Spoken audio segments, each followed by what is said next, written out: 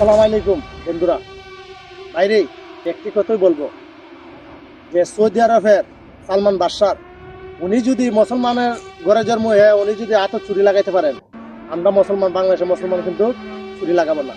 যত প্রবাসী লোক আছে তারা উপরে নাকি হামলা চলতেছে, কেউ কখনো সৌদি আরবের সালমান বাদশাহ নিয়ে কোনো ভিডিও বানাবেন না।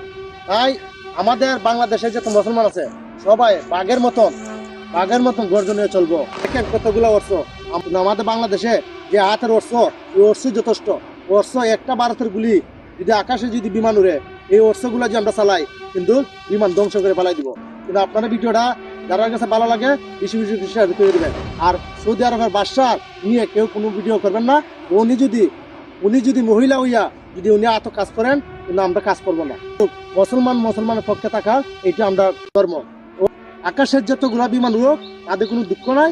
আমাদের বাংলাদেশের মুসলমানের শক্তি, আল্লাহর দেওয়া শক্তি, এটা সবচেয়ে বড়। কিন্তু আমাদের অর্থ যদি এইভাবে অর্থ আমরা বানাইয়া তৈরি করি, আকাশে বিমান উঠলে আমরা দেখেন আমি কিভাবে এই ইয়ারগান দিয়া কিভাবে ভারতে গুলি দেয়া আমি বিমান ধ্বংস করি, আপনারা দেখবেন।